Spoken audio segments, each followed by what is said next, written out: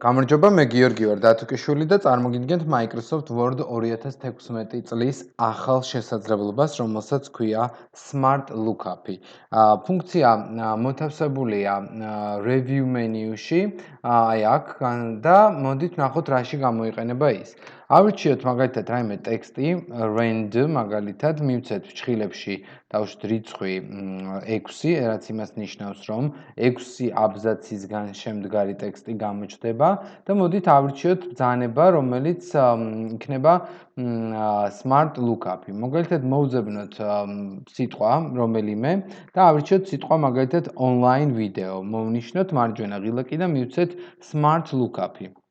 სწორედ ეკრანის მარჯვენა მხარეს გამოვა ფანჯარა, რომელიც დაიწყებს ჩატვირთვას ინტერნეტში თუ სად ხვდება სიტყვები ონლაინი და ვიდეო და თითოეული მათგანისათვის იქნება განმარტებები Wikipedia-დან, web search-დან და ასე შემდეგ. აქვე გეტყვით, რომ განმარტებები წამოვიდა პირდაპირ Bing საძიებო სისტემიდან, რომელიც Microsoft-ის საძიებო სისტემაა და სწორედ ამიტომაა ის ინტეგრირებული. ინტეგრირებული ეს ახალი პროგრამა და ახალი შესაძლებლობა არის არა მხოლოდ Microsoft-ის Word-ის პროგრამაში, არამედ არის ინტეგრირებული PowerPoint-ში და Excel-შიც. აი შეგიძლიათ დააჭიროთ More და კიდევ უფრო მეტი ვერსიით გაიხსნება ის კონკრეტულად Wikipedia-ში, როდესაც იქნა მოძებნილი.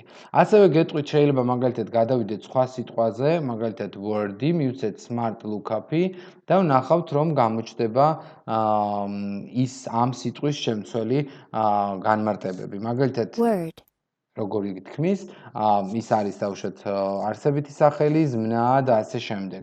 ასევე წარმოდგენილია სხვადასხვა Wikipedia-ის მონაცემები და ნუ ბუნებრივია Word ეს ის სიტყვა იყო, როდესაც თავად მოიძებნა Microsoft ასე ვთქვათ Word-ის სურათებიც. ნუ შეგვიძლია ასევე მაგალითად მოვძებნოთ რაღაც სხვა სიტყვა, თუნდაც მაგალითად დავწეროთ ჩემი გვარი. დავუშვათ George და თუკიშვილი. მოვნიშნოთ და მივცეთ Smart Lookup-ი და ვნახოთ რა მოიძებნება. ამ შემთხვევაში ვხედავთ, რომ მოიძებნა George და თუკიშვილის YouTube-ი, LinkedIn-ი, Facebook page-ი და ასე შემდეგ, ხო? თუ დავაწვევით ბრძანებას More, ამ შემთხვევაში კიდევ ვნახავთ, რომ უფრო მეტი რამ შეიძლება ჩაიტვირთოს ამ სახელისა და გვარის შესახებ.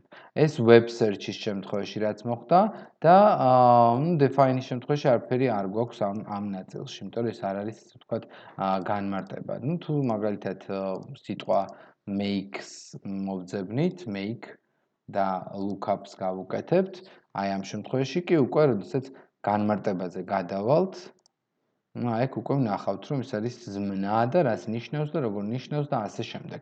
მოკლედ ეს არის ის ახალი ფიჩერი, ანუ ახალი ბრძანება, რომელიც დაემატა Microsoft-ს, ეს არის გახლავთ ბრძანება Smart Lookup-ი. მადლობა ყურადღებისათვის და შემდგომ ვიდეოებში კიდევ აგიხსნით ახალ შესაძლებლობებს Microsoft Word 2016-ისას.